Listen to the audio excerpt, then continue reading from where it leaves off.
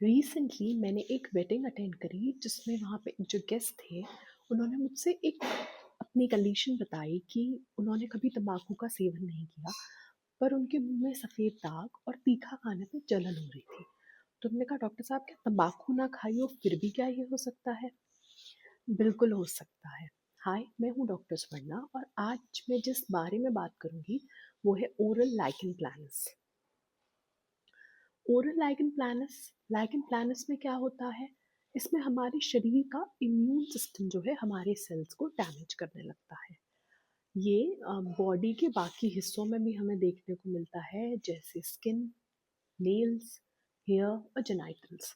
तो इसीलिए जब हम पेशेंट हमें आके ओएलपी की कंप्लेन करता है जिसमें कि वो कहता है कि उसे तीखा खाने में बर्निंग सेंसेशन हो रहा है, वाइट दाग है या लाल दाग है, इन केसेस में हम इंश्योर करते हैं कि हम आपसे पूछें कि आपके हाथ में पैर में या स्किन में कहीं भी कोई दाग तो नहीं है, या फिर आपको पेशाब करते टाइम कोई जलन तो नहीं हो रही है। ये क्योंकि इससे हमें एक्सटेंट पता लगता है कि लाइकेन प्लैनेट्स कितना फैला हुआ है। अब इससे अगर सबसे ज़्यादा जो रिस्क ग्रुप इसमें है वो इंडिविजुअल आते हैं जिनमें पहले से हाइपरटेंशन और डायबिटीज़ है। तो अगर ऐसे इंडिविजुअल्स को ज़रा बहुत भी बर्निंग सेंसेशन का एहसास हो तो ना उन्हें जल्द से जल्द किसी स्पेशलिस्ट से मिल लेना चाहिए। इसके अलावा अगर इसे प्रिवेंट करने का आप मुझसे एक शॉर्ट मंत्रा पूछे, वैसे तो ये बीमारी जो है इस कई कारणों से होती है।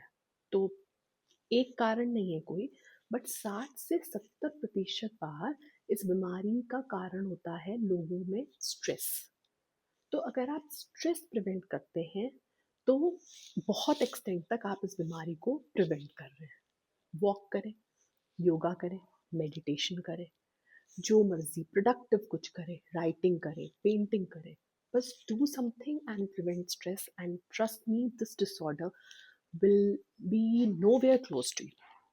और अगर ये बीमारी हो जाती है तो इसके सिम्टोमेटिक ट्रीटमेंट के साथ साथ stress management, pharmacological as well as non pharmacological, दोनों मैनेजमेंट का यूज इक्वल एम्फेसिस देना बहुत ज़रूरी होता है। स्ट्रेस मत लें, स्वस्थ रहें, कॉन्फिडेंट रहें और हमेशा याद रखें कि oral care leads to holistic care.